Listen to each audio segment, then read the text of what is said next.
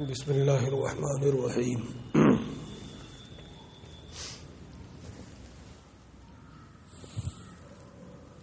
وَإِذَا قَالَ الزَّوْجُ قَدْ رَاجَعْتُكِ فَقَالَتْ مُجِيبَةً لَهُ قَدْ انْقَضَتْ عِدَّتِي لَمْ تَصِحَّ الرَّجْعَةُ عند ابی حنیفہ رحمہ اللہ تعالی۔ اور جب شوہر اپنی بیوی سے کہے جسے طلاق رجعی دے چکا تھا، قد راجعتک، میں نے تم سے رجعت کی، تو عورت اس کے جواب میں کہے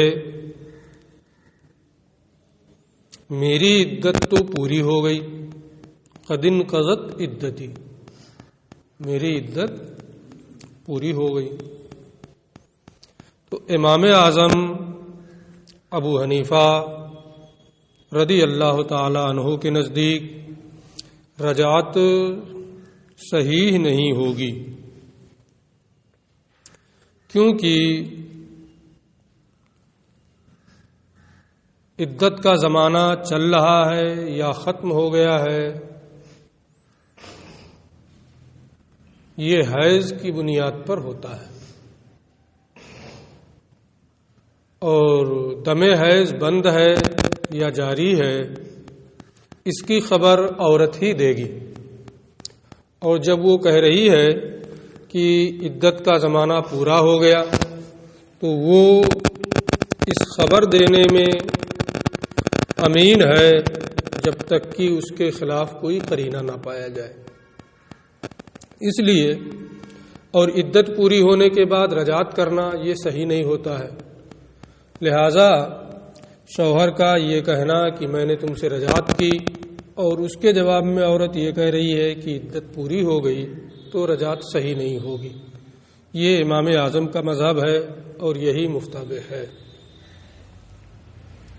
وَإِذَا قَالَ زَوْجُ الْأَمَةِ بَعْدَ انْقِضَاءِ عِدَّتِهَا، اور جب باندی کا شوہر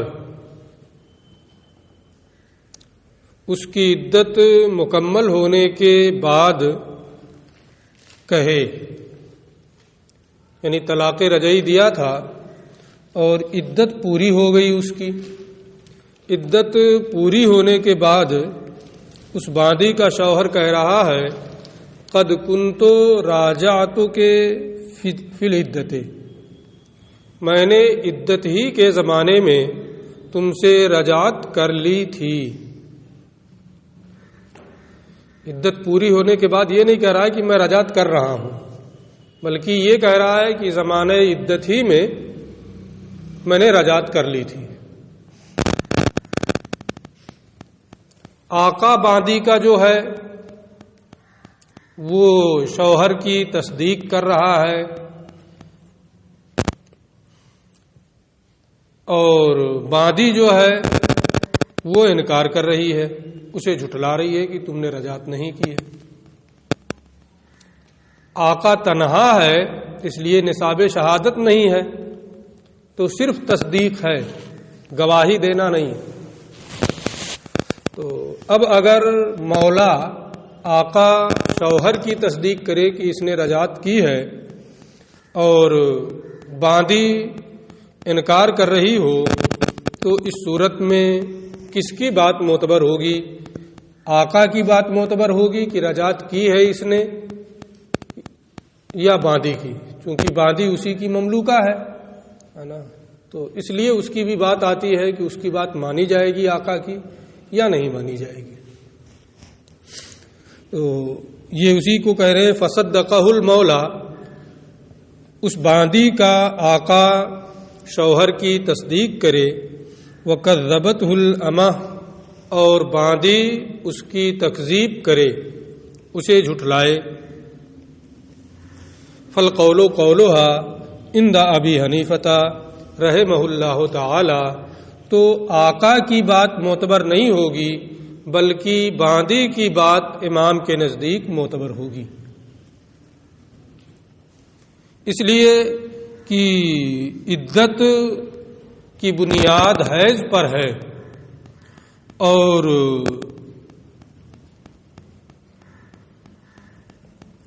عدت کی بنیاد جب حیض پر ہے تو حیض باندی کو آئے گا، نہ کہ آقا کو. اس لیے باندی کی بات معتبر ہوگی اور آقا کی بات معتبر نہیں ہوگی عدت کے سلسلے میں. رہا آقا تو دوسرے معاملات میں اس کی بات مانی جاتی ہے اس کے تعلق سے. یہ امام کا قول ہے اور یہی مفتابہ ہے. اختلاف وغیرہ کا ذکر یہاں نہیں ہے، اس لیے ہم اس بحث میں نہیں پڑھیں گے. فصدقہ المولا وکذبتہ الامہ فالقول قولها عند ابی حنیفہ، تو بات عورت کی یعنی باندی کی معتبر ہوگی امام اعظم ابو حنیفہ رحمۃ اللہ تعالی علیہ کے نزدیک. اب اس کے بعد پھر ایک نئی صورت یہ لا رہے ہیں جو 2-3 سطروں میں چلے گی. وَإِذَا انْقَطَعَ الدَّمُ مِنَ الْحَيْضَةِ الثَّالِثَةِ لِعَشْرَةِ أَيَّامٍ. عدت 3 حیض ہے ہم احناف کے نزدیک، اور حیض کی اقل مدت کم سے کم مدت 3 دن ہے اور زیادہ سے زیادہ 10 دن ہے. تو اب آخری حیض جو اسے آئے گا یا تو مکمل 10 دن پہ انقطاع دم ہوگا، خون کا انقطاع ہوگا، یا 10 دن سے کم پہ خون کا انقطاع ہوگا. انقطاع دم کے بعد یا تو پانی دستیاب ہوگا کہ وہ غسل کر لے، یا پانی دستیاب نہیں ہوگا اور وہ پاکی کے لیے تیمم کرے گی. یہ تمام صورتیں اس میں ہوتی ہیں، اس لیے انہوں نے یہاں اسے تفصیل کے ساتھ بیان کیا کہ ہر صورت کا حکم کیا ہوگا.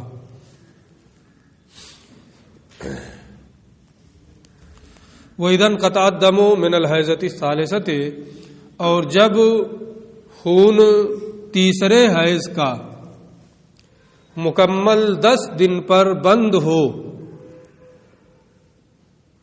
انقطعت الرجاع، تو جب مکمل 10 دن پہ حیض کا خون بند ہو رہا ہے تو اب رجعت کی مدت بھی ختم ہو گئی، مزید کسی چیز کی ضرورت نہیں ہے کیونکہ حیض اس سے زیادہ ہوگا ہی نہیں.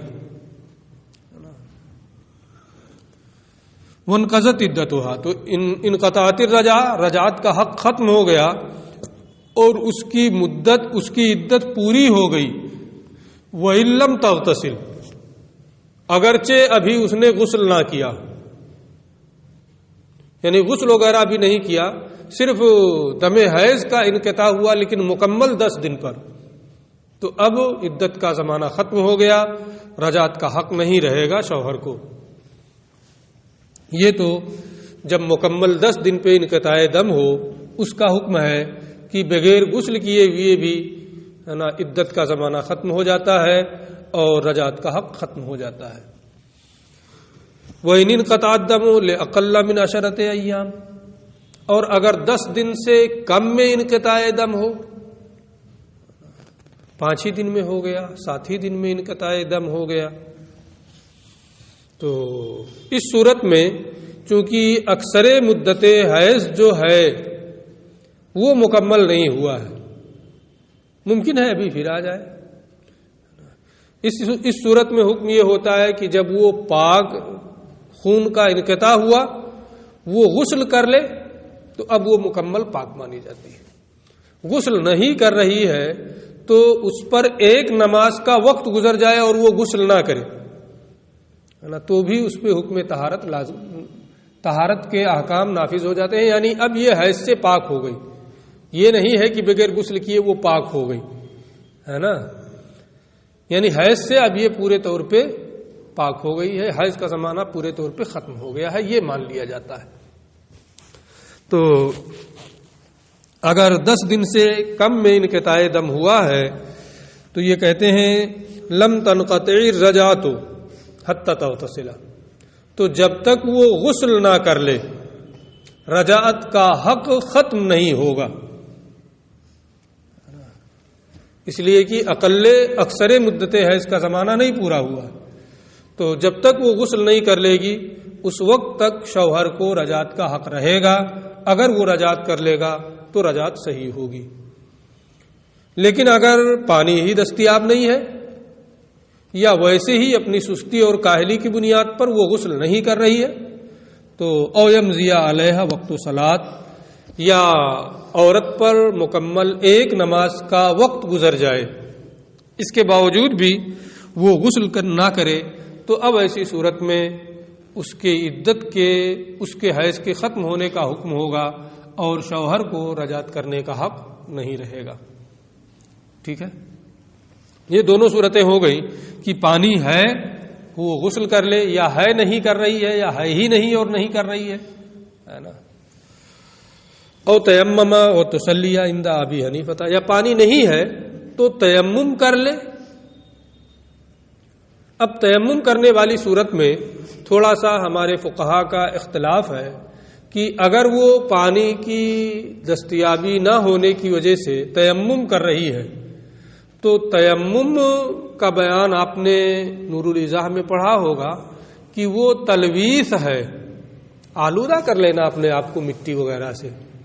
تطہیر کہاں سے؟ لیکن اللہ نے کہا ہے اس لیے ہم تطہیر مانتے ہیں، ہے نا. تو امام اعظم ابو حنیفہ اور امام ابو یوسف رحمۃ اللہ تعالی علیہ یہ فرماتے ہیں کہ اگر وہ پانی نہ ہونے کی وجہ سے غسل سے حیض سے پاکی کے لیے تیمم کر رہی ہے تو صرف تیمم کر لینے سے حیض کو ختم نہیں مانا جائے گا، اور نہ ہی شوہر کے رجعت کا حق ختم ہوگا، بلکہ جب وہ تیمم کر کے نماز پڑھ لے یا نماز کا وقت گزر جائے، ہے نا، تو اب وہ تیمم جو ہے اسے وہ فسخ نہیں ہوتا ہے، وہ ٹوٹتا نہیں.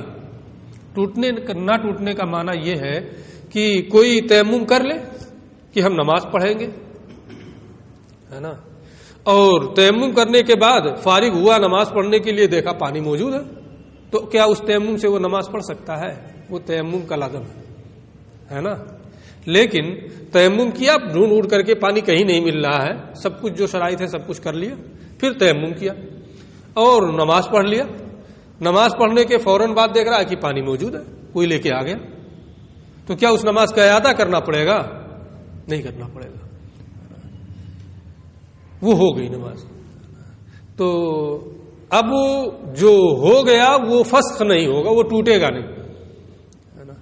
تو یہاں یہ تیمم کے بعد شیخین یہ کہتے ہیں کہ وہ نماز بھی پڑھ لے تاکہ اس تیمم کا حکم لازم ہو جائے. اب اگر وہ تیمم کر کے نماز پڑھ لیتی ہے تو رجعت کا حق ختم ہو جائے گا اور عدت بھی پوری ہو جائے گی، شوہر رجعت نہیں کر سکتا ہے. ٹھیک ہے، یا تیمم کر کے نماز پڑھ لے امام اعظم اور امام ابو یوسف رحمہم اللہ کے نزدیک. وقال محمد، اور امام محمد رحمۃ اللہ تعالی علیہ نے یہ فرمایا ہے اذا تیممت المرأۃ، جیسے غسل کا معاملہ ہے ایسے ہی تیمم کا بھی معاملہ ہے کہ جب وہ تیمم کر لے گی تو رجعت کا حق شوہر کو ختم ہو جائے گا اگرچہ وہ نماز نہ پڑھے، ہے نا. یہ بالکل اسی طریقے سے جیسے غسل والی صورت میں ہے اسی پر امام محمد اس کو رکھتے ہیں. اب اس کے بعد پھر نوعیت مسئلے کی بدل رہی ہے. وَإِنِ اغْتَسَلَتْ، اگر حیض سے پاکی کے لیے عورت نے غسل کیا تو یا تو یہ ہوگا کہ پورا ہاتھ بھول گئی نہانے میں، اس پہ پانی نہیں ڈالا، یا انگلی کا ایک پور رہ گیا ہے کوئی جز تھوڑا سا رہ گیا ہے. تو یہ چیز آپ عرفاً جانتے ہیں، عادتاً جانتے ہیں کہ کوئی پورا ایک جز آدمی بھول جائے ہے نا، اسے شبہ ہو جائے کہ پتہ نہیں نہایا ہوں، اس پہ پانی ڈالا ہوں کہ نہیں، ہے نا. عادتاً یہ نہیں ہوتا ہے، نہ اتنا جلدی پورا ایک جز سوکھتا ہے نا، بلکہ اس صورت میں یہی مانا جاتا ہے کہ پانی نہیں پڑا ہے نا. لیکن یہ انگلی کا تھوڑا سا حصہ ہے نا، یا کوئی تھوڑا سا جز ممکن ہے کہ پانی پڑا ہو لیکن سوکھ گیا ہے نا، اس تھوڑے سے جز کے بارے میں یہ ہوتا ہے نا. تو جب تھوڑا سا حصہ چھوٹا رہتا ہے تو آدمی کے ذہن میں یہ آتا ہے پانی پڑا ہوگا ہے نا، لیکن یہ سوکھ گیا. لیکن پورا ایک ہاتھ چھوٹ جائے ہے نا، یہ ہوتا ہے ذہن میں اس طرف جاتا ہے کہ نہیں پانی ہی نہیں پڑا ہے نا.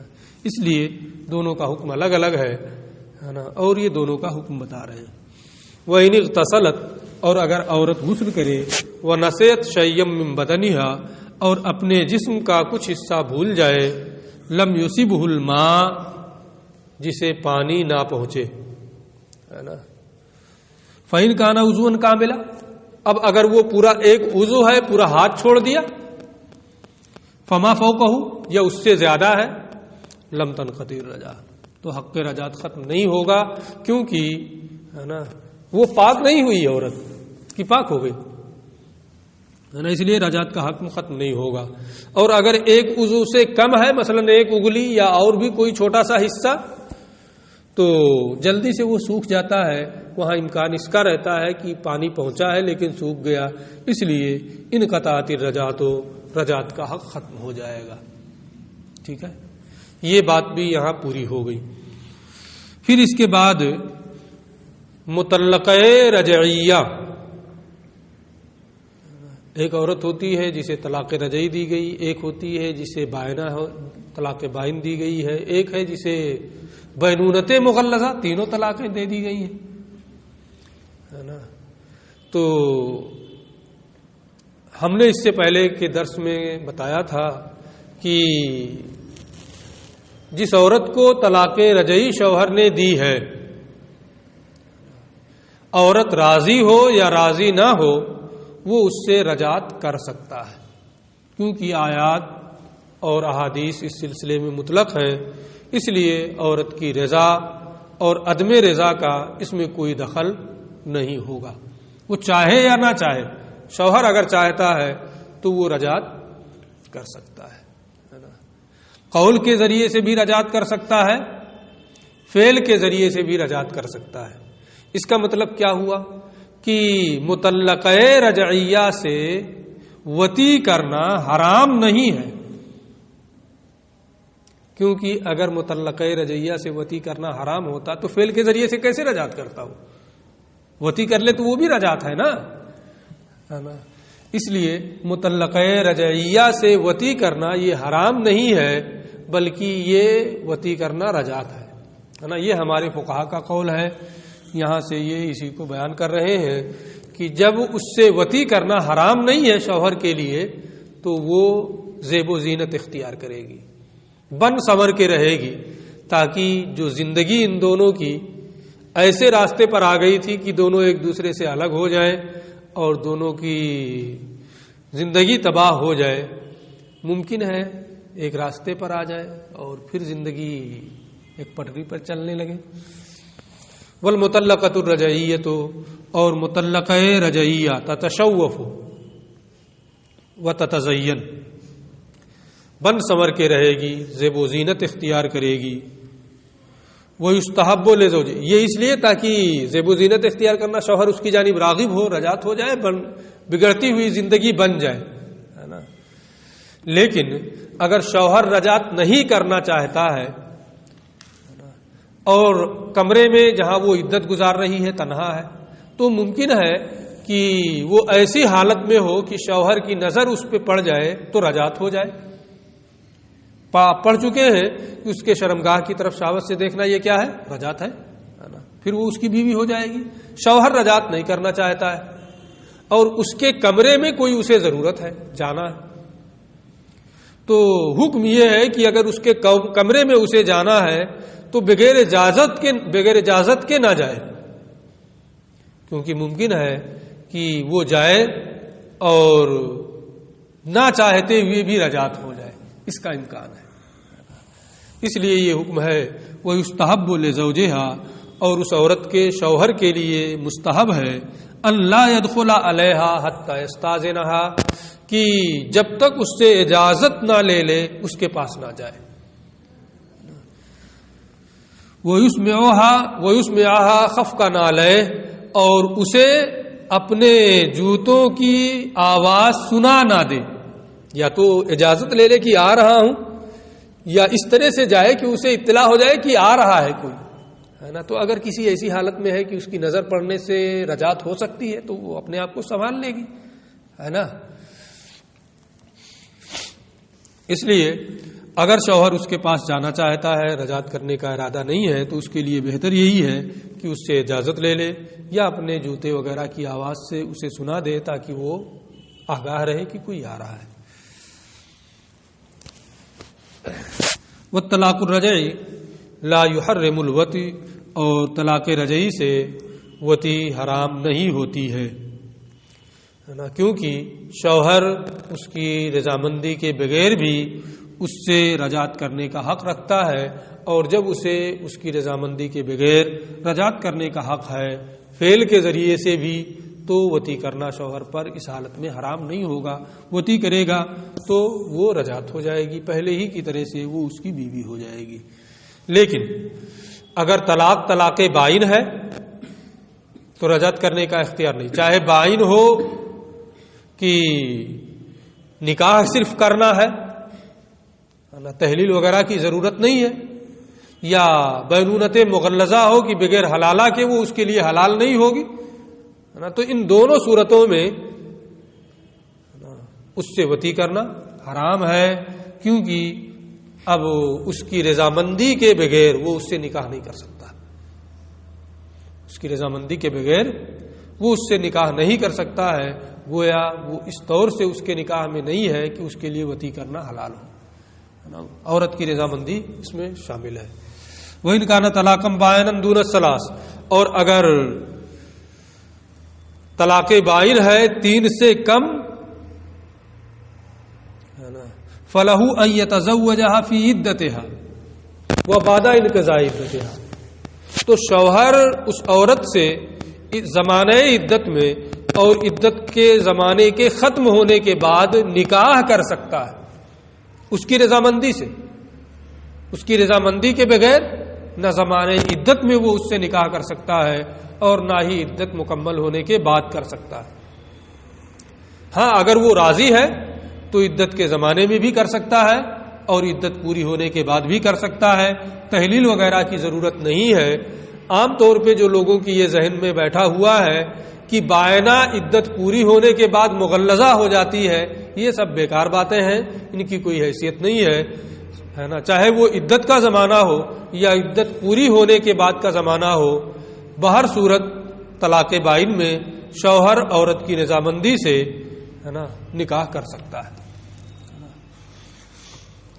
وَإِنْ كَانَتْ طَلَاقُ ثَلَاثًا، لیکن اگر بینونت مغلظہ ہے، 3 طلاقیں دے دی، فی الحرۃ، آزاد عورت کو، او اثنتین فی الامہ، یا باندی کو 2 طلاقیں دے دی، وہ 2 ہی سے بائنہ مغلظہ ہو جاتی ہے نا۔ ہم پہلے ہی بار بار بہت تاکید کے ساتھ بتا چکے ہیں کہ ہمارے نزدیک عدد طلاق کا اعتبار عورت کی جانب سے ہوتا ہے۔ اگر وہ آزاد ہے تو شوہر 3 طلاق دینے کا اختیار رکھے گا، اور اگر وہ باندی ہے تو شوہر 2 طلاق دینے کا اختیار رکھے گا۔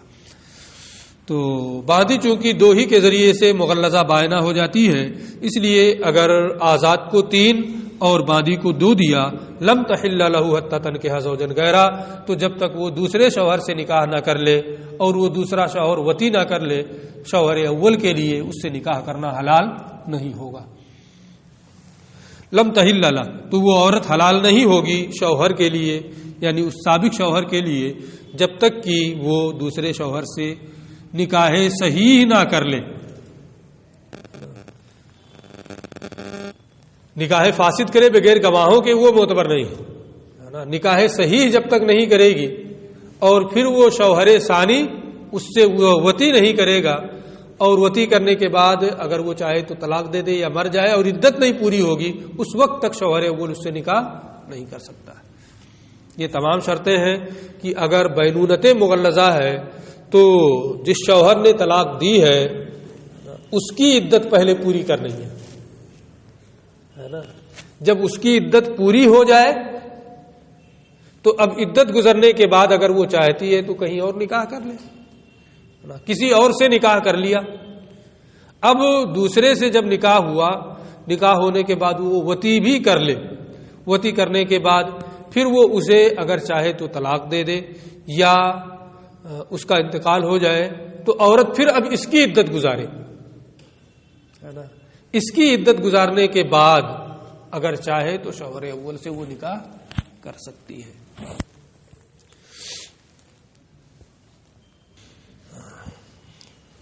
وَيَدْخُلُ بِهَا، اور وہ شوہر ثانی اس سے جمع کرے، ثُمَّ يُطَلِّقُهَا، اور پھر وہ اسے طلاق دے، اور يَمُوتَ عَنْهَا، یا اسے چھوڑ کر کے مر جائے، ہے نا۔ پھر مر گیا ہے تو عدت وفات، اگر طلاق دی ہے تو عدت طلاق گزار کر کے وہ شوہر اول سے نکاح کر سکتی ہے۔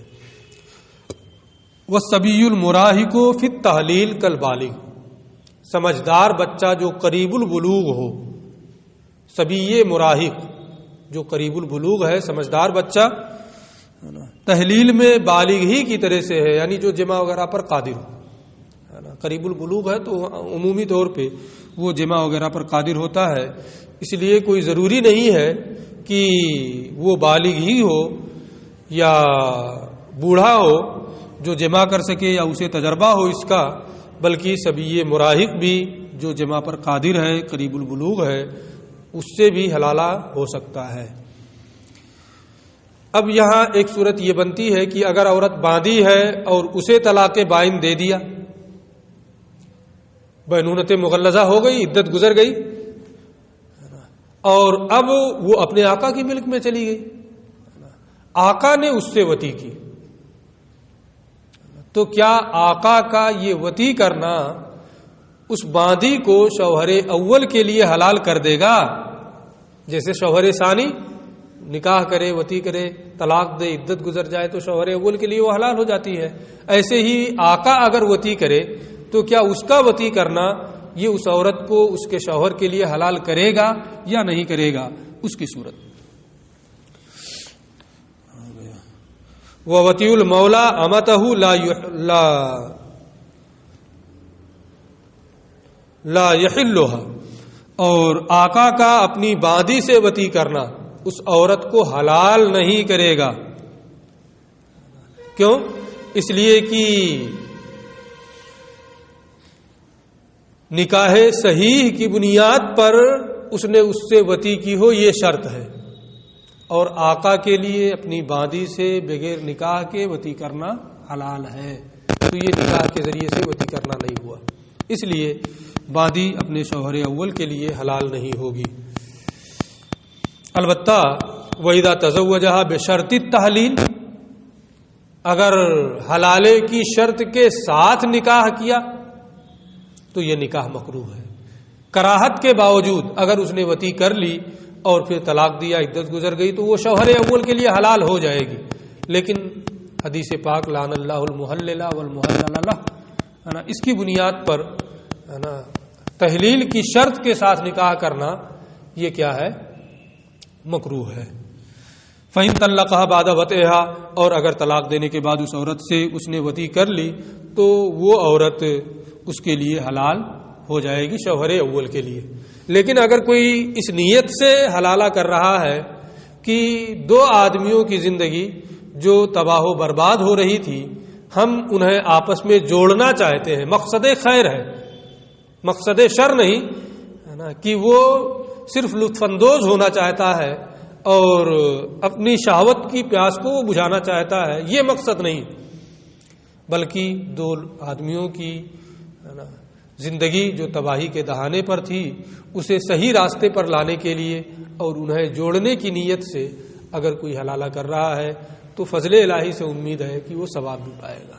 نیت کا فرق ہے، نیت کیا ہے؟ شرط تحلیل ہے یا یہ نیت ہے؟ جیسی نیت ہوگی اس کے مطابق اسے اجر ملے گا. پھر یہاں سے بات بدلے گی انشاءاللہ، اس کی تفصیل کل. السلام علیکم.